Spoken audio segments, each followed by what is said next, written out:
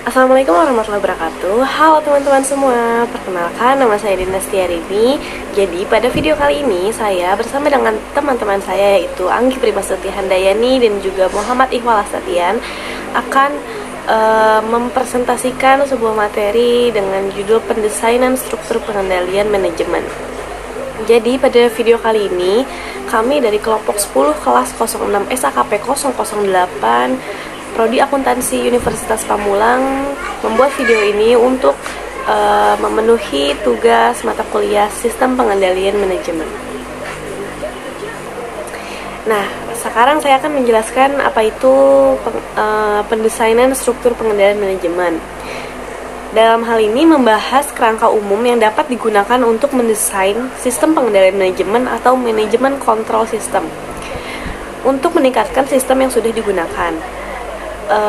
Pada bab kali ini menjelaskan mengenai permasalahan pengendalian manajemen yang umumnya dihadapi ketika mendesain dan meningkatkan sistem pengendalian manajemen itu sendiri. Kemudian di sini ada struktur dan komponen-komponen yang dipadukan untuk membangun sebuah sistem. Pendesainan struktur sistem pengendalian manajemen dilandasi oleh mindset yang mencerminkan karakteristik lingkungan bisnis yang dimasuki oleh organisasi. Kemudian juga pemahaman yang lebih baik mengenai tujuan dan strategi menghasilkan seperangkat alternatif pengendalian yang lebih besar. Memberikan kesempatan yang lebih baik untuk dapat mengaplikasikan setiap alternatif secara ketat apabila diperlukan. Dan memperkecil kesempatan timbulnya masalah perubahan perilaku.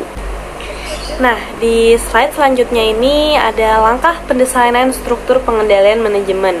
Yang pertama itu ada langkah awalnya itu pendesainan struktur sistem pengendalian manajemen dimulai dengan pengamatan terhadap tren perubahan yang terjadi dan akan terjadi di lingkungan bisnis yang akan dimasuki oleh organisasi, kemudian merumuskan paradigma yang cocok. Di langkah kedua itu, setelah merumuskan paradigma yang cocok dengan yang pertama, karakteristik lingkungan yang telah digambarkan pada langkah berikutnya.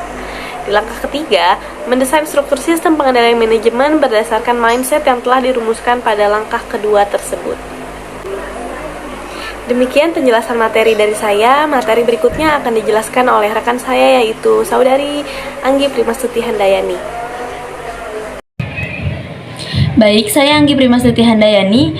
Di sini saya akan meneruskan penjelasan komponen struktur pengendalian manajemen.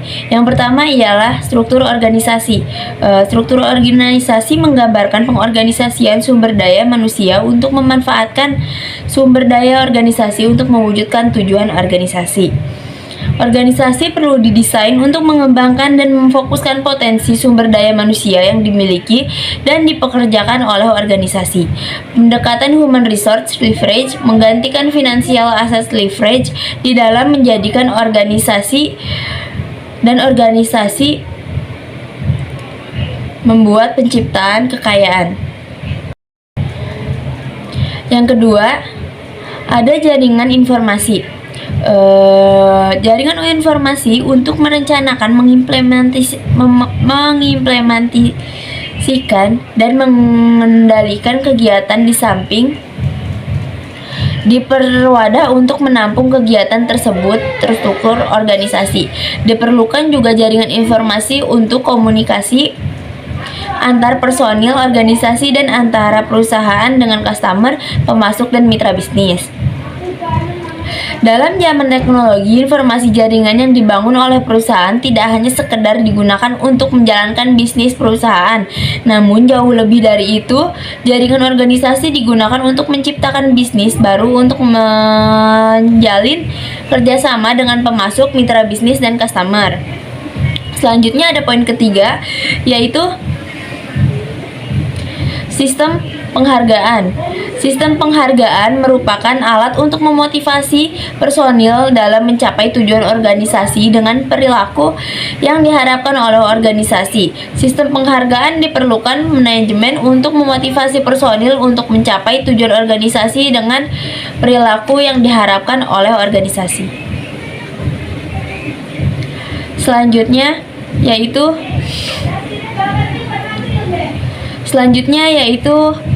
pilihan pengendalian.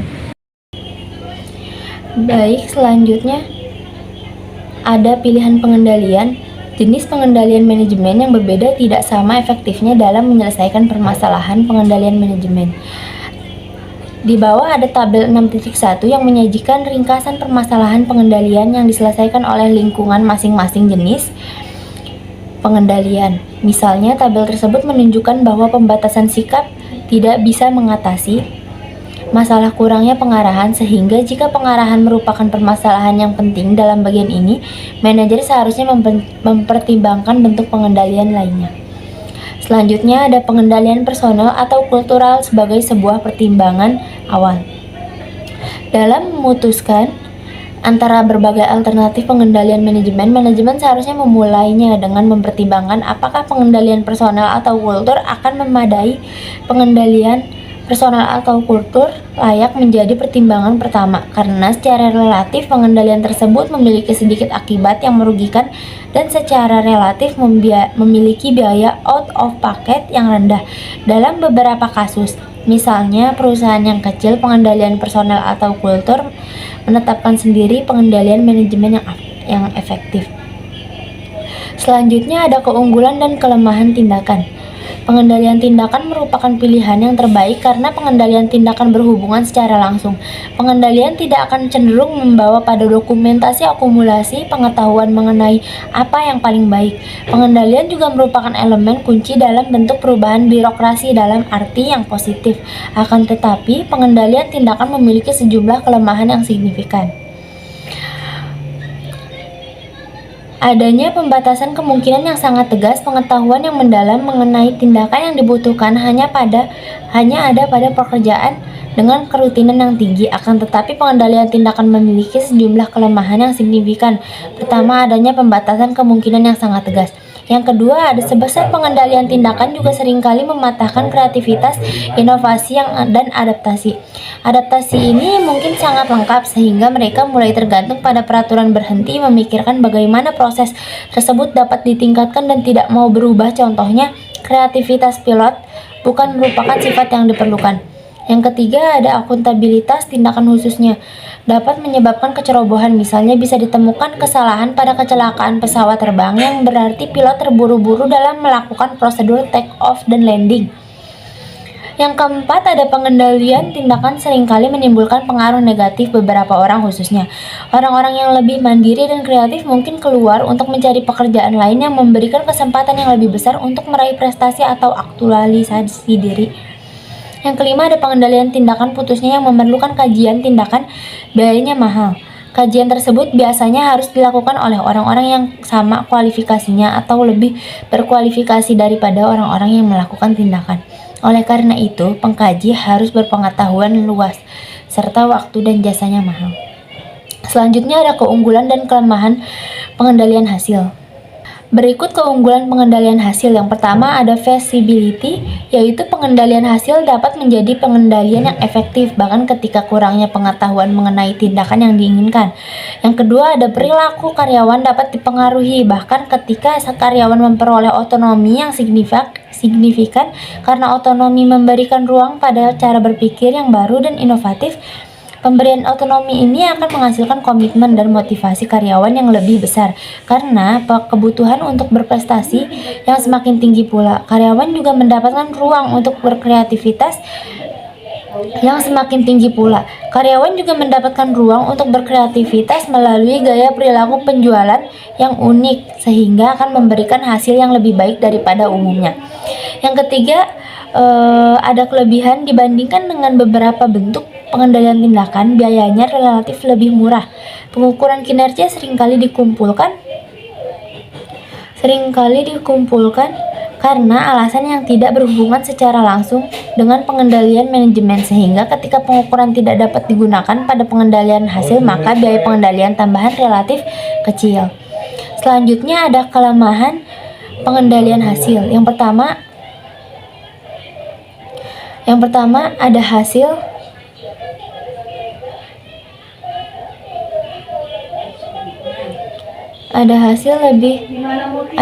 pengukuran biaya memberikan indikasi yang sempurna untuk mengidentifikasikan apakah tindakan baik sudah dilakukan karena hasil tersebut memenuhi karena hasil tersebut tidak memenuhi syarat pengukuran yang baik.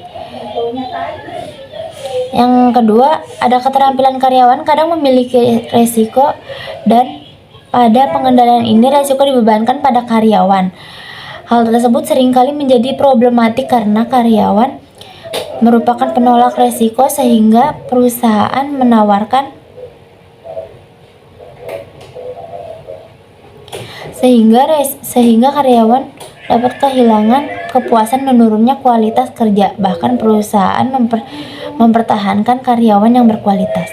Yang ketiga, ada target kinerja yang merupakan bagian dan pengendalian hasil seperti target anggaran.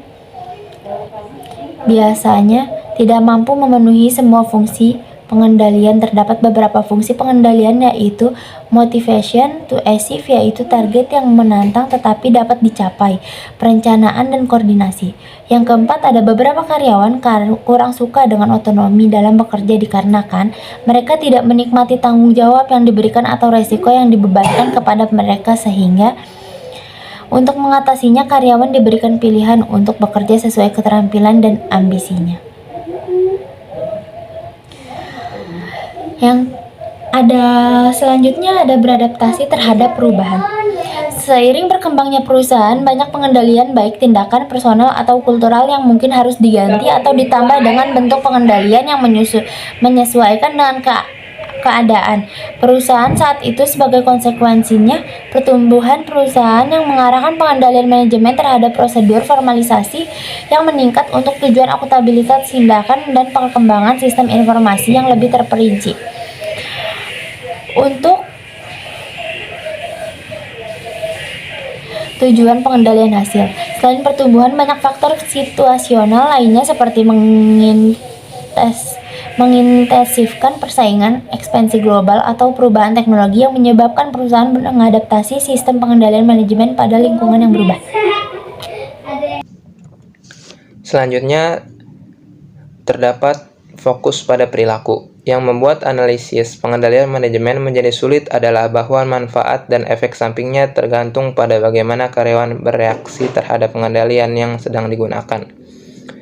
Perbedaan perilaku yang terjadi dalam perusahaan mengharuskan manajer untuk menyadari perbedaan tersebut, karena efektivitas pengendalian manajemen yang digunakan akan beragam, tergantung pada reaksi karyawan yang terlibat.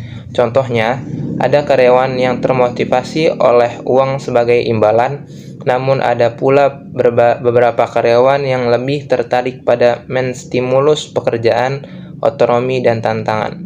Perbedaan ini membuat implementasi SPM menjadi menantang dan penting untuk menekankan bahwa tidak ada satu bentuk pengendalian pun yang optimal pada sebuah keadaan. Apa yang baik untuk suatu perusahaan atau bagian dalam perusahaan belum tentu baik untuk yang lain. Namun, tetap penting untuk selalu fokus pada orang-orang yang terlibat, karena respons merekalah yang menentukan keberhasilan atau kegagalan SPM.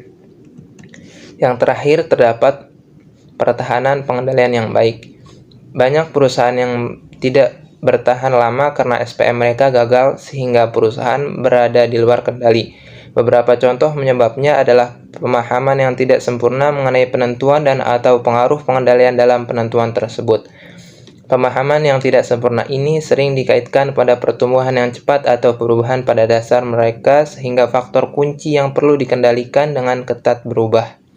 Penyebab lain adalah kecenderungan manajemen untuk mengendalikan implementasi pengendalian manajemen kepada kecenderungan bisnis lain yang sering kali lebih menekan. Pengendalian adalah bagian fungsi manajemen yang kompleks. Ada banyak manfaat dan biaya pengendalian yang sulit dipahami, tetapi agar sistem pengendalian memiliki pengaruh yang diinginkan, perusahaan harus menyesuaikan dengan situasi yang ada dengan menggunakan penilaian, pengetahuan, dan wawasan terbaik yang ada. Contohnya, pengendalian yang longgar mungkin memiliki manfaat tersembunyi, seperti kreativitas yang tinggi, semangat kerjasama, dan biaya yang rendah. Cukup sekian presentasi yang dapat kami sampaikan. Saya mewakili dua teman saya, yaitu Anggi Primastuti Handayani beserta Dena Setiarini, pamit undur diri. Mohon maaf bila mana banyak kesalahan dalam penyampaian maupun PowerPoint yang telah disampaikan. Mohon maaf. Wassalamualaikum warahmatullahi wabarakatuh.